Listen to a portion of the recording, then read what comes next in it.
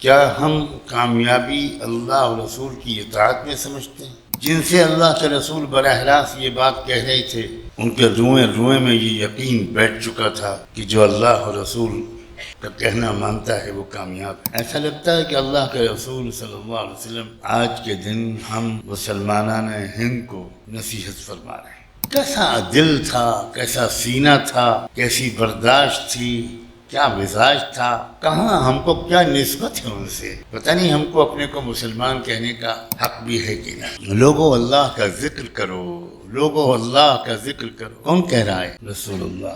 لوگوں اللہ کا ذکر کرو، آنے والی زندگی کے لیے تیاری کرو۔ تو مدینے میں داخلے سے پہلے قباء کے آس پاس ایک بستی تھی بنو سالم، وہاں آپ نے قیام کیا اور وہاں جمعہ پہلا آپ نے پڑھایا حسن اتفاق۔ وہ تاریخ تھی 12 ربیع الاول۔ الحمدللہ وکفی وسلام علی عبادہ الذین اصطفی، اما بعد، اعوذ باللہ من الشیطان الرجیم، بسم اللہ الرحمن الرحیم۔ لقد جاءكم رسول من أنفسكم عزيز عليه ما عنتم حريص عليكم بالمؤمنين رؤوف رحيم۔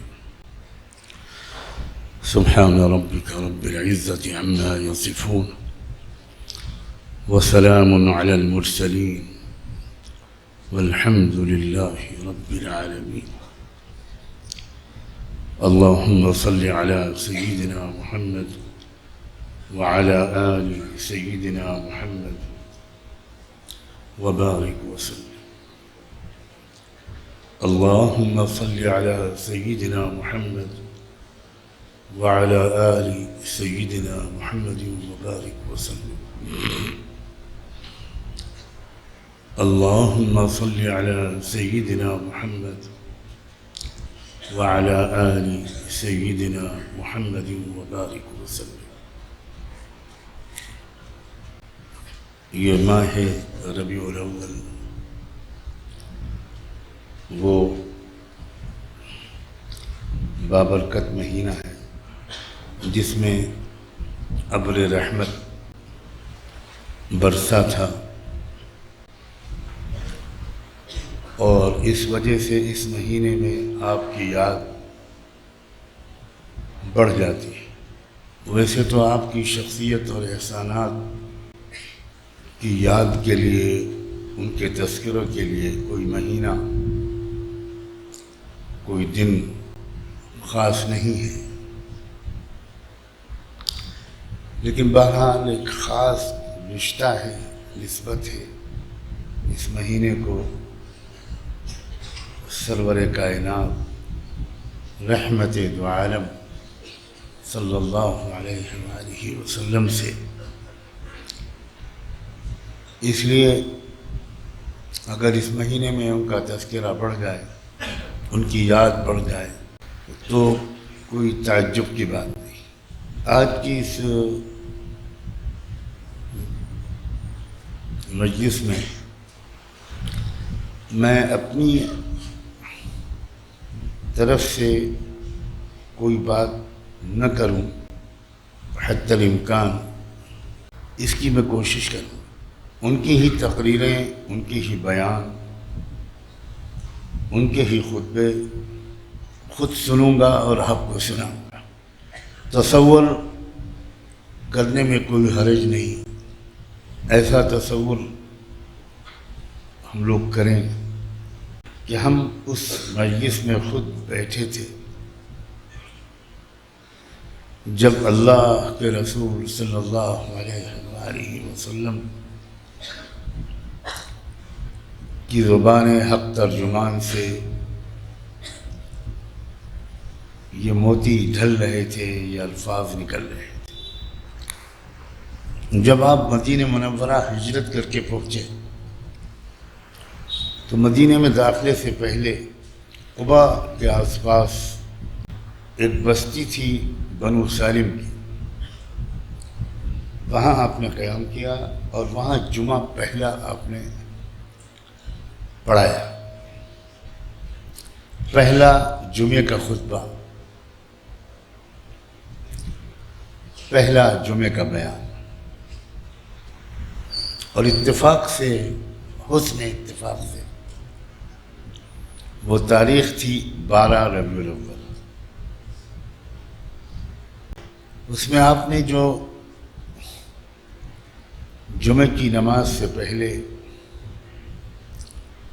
بیان فرمایا، میں اس کا ترجمہ پڑھتا ہوں، اللہ کرے ایسا سنیں جیسے ہم براہ راست ان کی زبان سے سن رہے ہیں۔ کاش کہ ہم ان خوش نصیبوں میں ہوتے، اور شاید یہ اللہ نے بہتر ہی کیا ہمارے ساتھ، کیونکہ اس دور میں مسلمان ہونا آسان نہیں تھا۔ شاید ہی ہم میں سے کوئی 2-3 ہوتے، یا ایک ہوتا، یا وہ بھی نہ ہوتا جو برداشت کر سکتا۔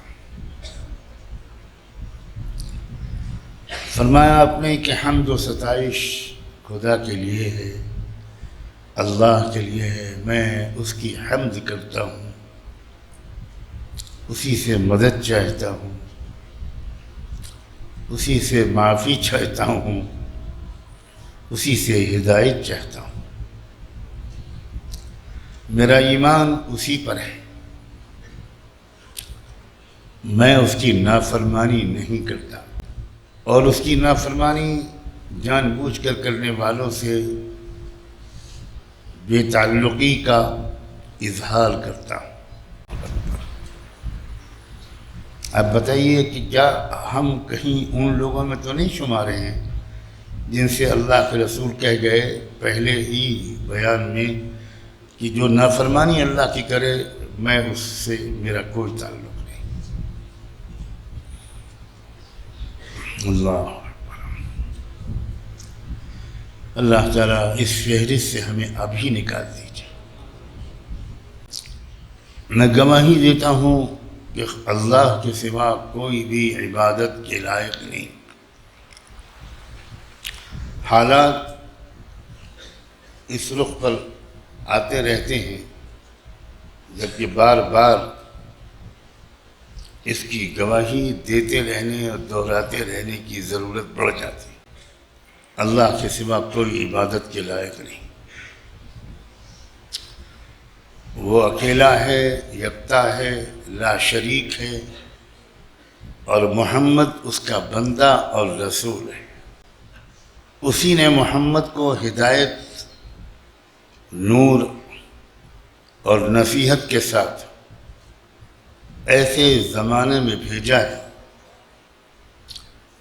کہ مدتوں سے کوئی رسول دنیا میں نہیں آیا تھا، علم گھٹ گیا تھا، گمراہی بڑھ گئی تھی۔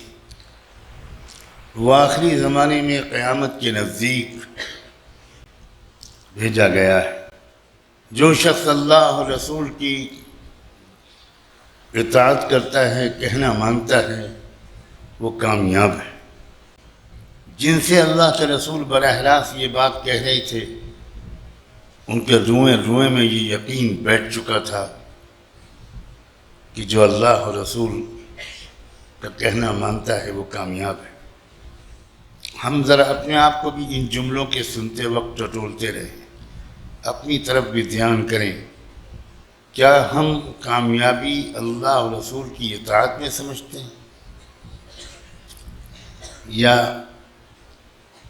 دنیا کی چیزوں میں، مکان میں، سواریوں میں، پیسوں میں، آمدنی میں، کس میں ہم کامیابی سمجھتے ہیں؟ جو اللہ اور رسول کا کہنا مانتا ہے وہ کامیاب ہے، اور جس نے ان کا حکم نہ مانا وہ بھٹک گیا، درجے سے گر گیا، اور بڑی گمراہی میں مبتلا ہو گیا۔ مسلمانوں، میں تم کو اللہ سے تقوی کی وصیت کرتا ہوں۔ دل سے جواب دیجئے اللہ کے رسول کو۔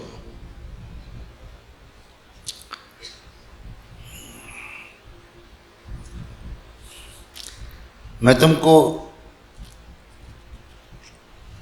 اللہ سے تقوی کی وصیت کرتا ہوں، بہترین وصیت جو کوئی مسلمان کسی مسلمان کو کر سکتا ہے وہ یہ ہے کہ اسے آخرت کے لیے آمادہ کرے، آخرت کی طرف اس کی فکر و توجہ کو موڑے۔ لوگوں، جن باتوں سے اللہ نے تم کو پرہیز کرنے، بچنے اور دور رہنے کے لیے کہا ہے ان سے بچو۔ اس سے بڑھ کر نہ کوئی نصیحت ہے اور نہ اس سے بڑھ کر کوئی ذکر۔ یہ ذرا دھیان میں رکھیے گا کہ یہ بیان کب ہو رہا ہے۔ 13 سال بدترین ظلم اور دہشت گردی اور آتنکواد اس کو سہنے کے بعد، لاکھوں زخم کھانے کے بعد، کتنے ہی قریبی ساتھیوں کو ان دہشت گردوں کے ہاتھوں شہید ہوتے ہوئے دیکھنے کے بعد آپ سفر کر کے مدینے آئے ہیں، اور مدینے میں آپ یہ بیان کر رہے ہیں جس میں کوئی بد دعائیں نہیں ہیں، کوئی شکوہ شکایت، کوئی غصہ آئی نہیں۔ کیسا ٹھنڈا دل تھا آپ کا، کیسا معاف کرنے کا مزاج۔ جب تک آپ ان چیزوں کو اس ماحول سے نہیں جوڑیں گے آپ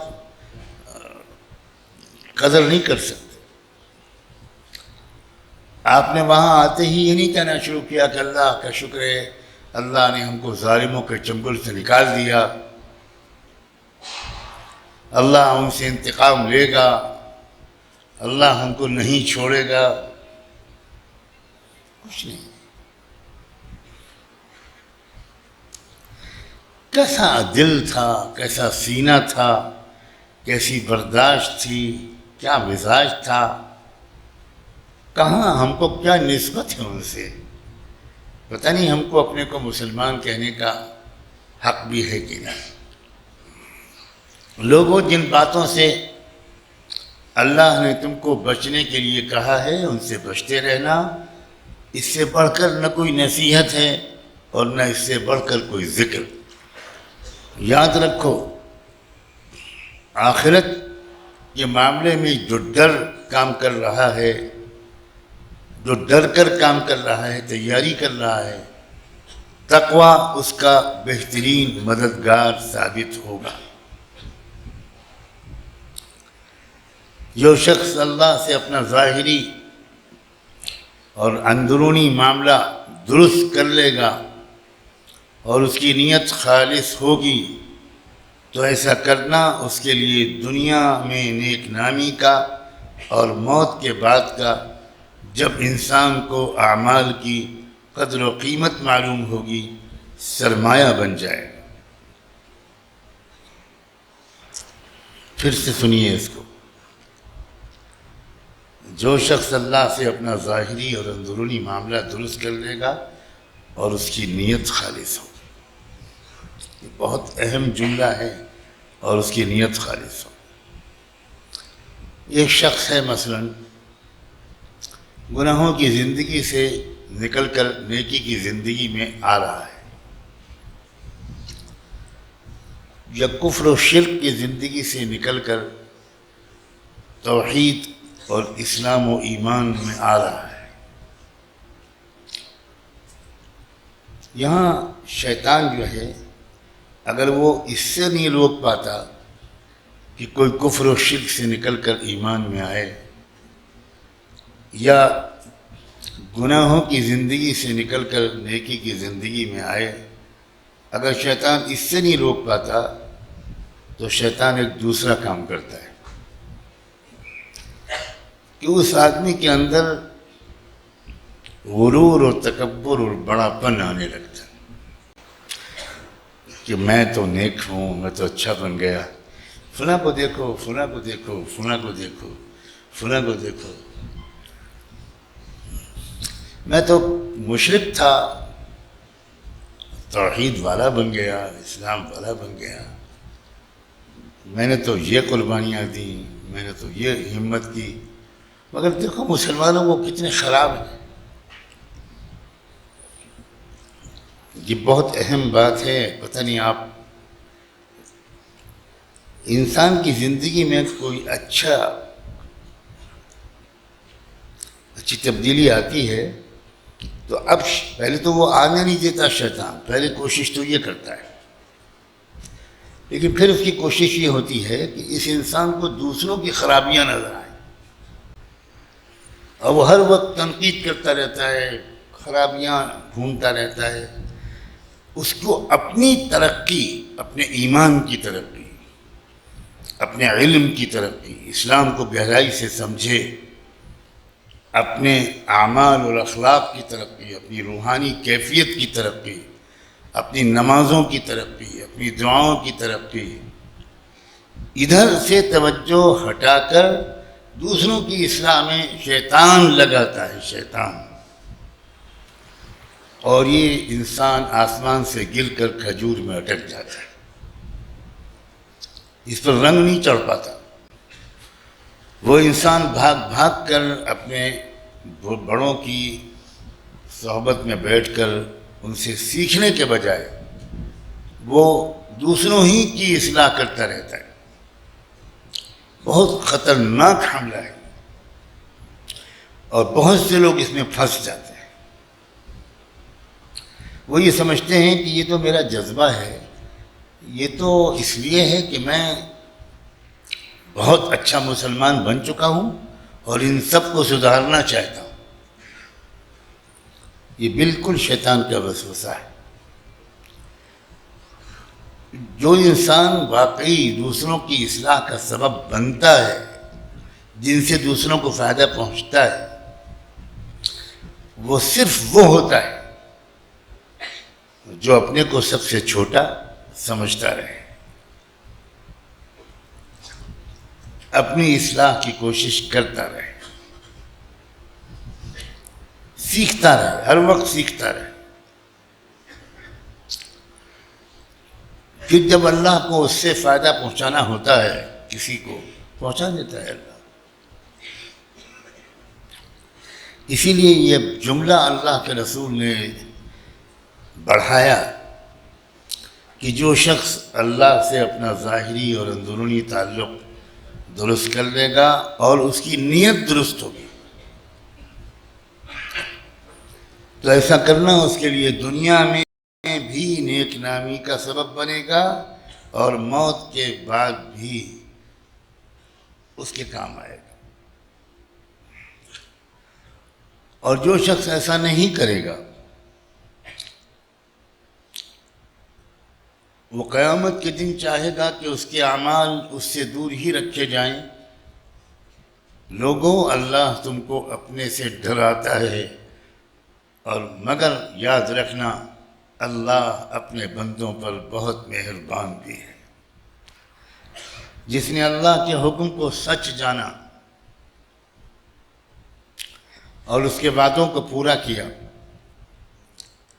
تو اس کی بابت اللہ کا یہ ارشاد یاد رکھنا کہ ہمارے یہاں بات نہیں بدلتی اور ہم اپنے بندوں پر ظلم نہیں کرتے.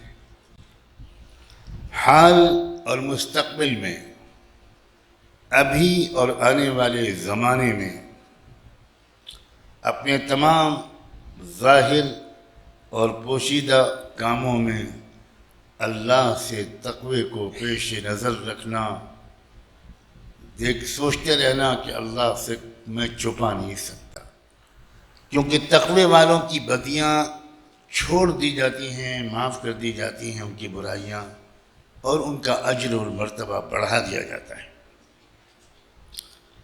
پہلا بیان ہے مدینے کا، اور سارا زور تقوی پر ہے. تقوی والے وہ ہیں جو بہت بڑی مراد کو پہنچیں گے. یہ تقوی ہی ہے جو اللہ کے غصے کو اور عذاب کو دور کر دیتا ہے. یہ تقوی ہی ہے جو چہرے کو نورانی بنا دیتا ہے، رب کو راضی کر دیتا ہے اور انسان کے رتبے کو بلند کر دیتا ہے.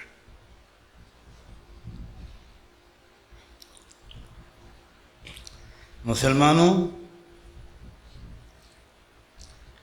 دنیا کو حاصل کرو مگر اللہ کے حقوق میں کوتاہی نہ کرتے ہوئے.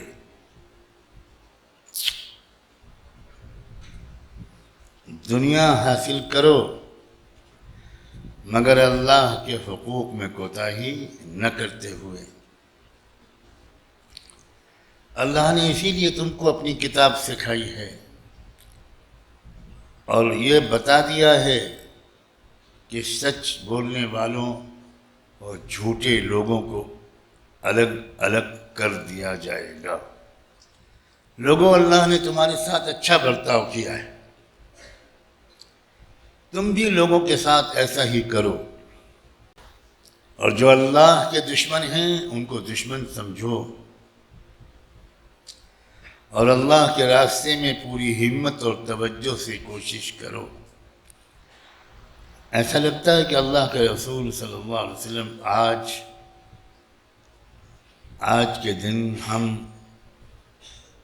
خاص طور پر مسلمانان ہند کو نصیحت فرما رہے ہیں. آزمائش کے دن آ گئے، کھرے اور کھوٹے کو الگ کر دینے کے دن آ گئے، آ چکے. شرک پر مجبور کیا جا رہا ہے اور مزید کیا جائے گا. دباؤ بڑھے گا، ظلم بڑھے گا، سرکاری آتنکواد بڑھے گا. میں بہت سوچ سمجھ کر یہ الفاظ بول رہا ہوں. لیمیز اللہ الخبیث من الطیب. اس لیے بڑھے گا کہ بغیر اس کے پتہ نہیں چلے گا کون سچا ہے اور کون دکھاوے کا مسلمان ہے.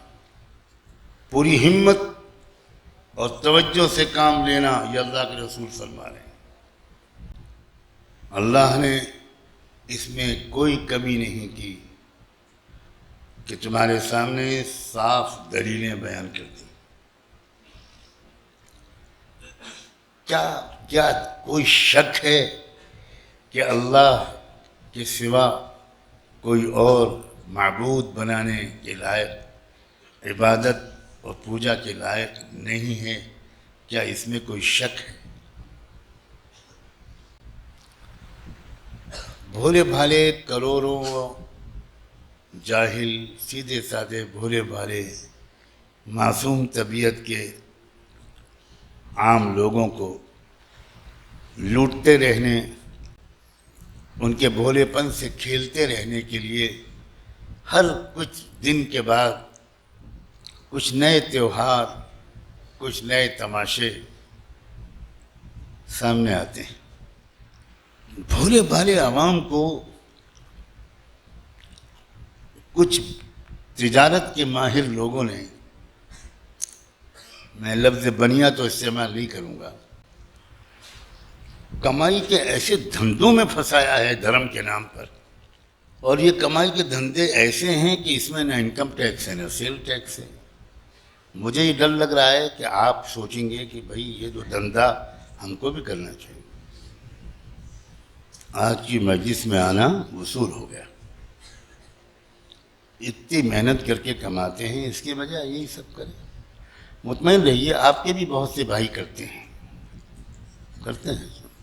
ہری چادر، لال چادر، سفید چادر، اور چادر بھی وزیر اعظم ذل سبحانی کی عمر درازی کے لیے. واہ بھائی، ہماری قوم میں بھی بیوقوف کچھ کم نہیں ہے. ہاں، ہم مقابلے میں پیچھے نہیں ہیں ماشاءاللہ، بالکل نہیں. تم ہندی میں بیوقوفی کرتے ہو، میں اردو میں کرتے.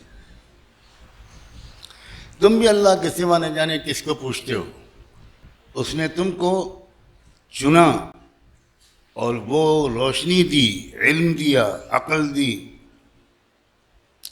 تاکہ ہلاک ہونے والا بھی دلائل جان کر ہلاک ہو. لِيَهْلِكَ مَنْ هَلَكَ عَنْ بَيِّنَةٍ، اور زندگی اور ہدایت پانے والا بھی روشن دلیلوں پر زندگی پائے.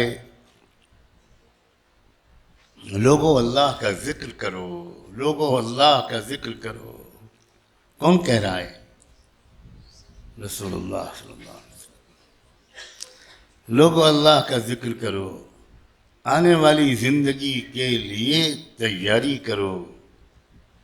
جو شخص اللہ کے ساتھ اپنا معاملہ درست کر لیتا ہے، اللہ اس کا معاملہ انسانوں کے ساتھ درست کر دیتا ہے. اللہ بندوں پر حکم چلاتا ہے اور اللہ پر کسی کا حکم نہیں چلتا. اللہ بندوں کا مالک ہے، بندوں کا اس پر کچھ بھی اختیار نہیں ہے. اللہ سب سے بڑا ہے اور ہم کو نیکی کرنے کی توفیق اسی بلند و بالا اللہ سے ملتی ہے.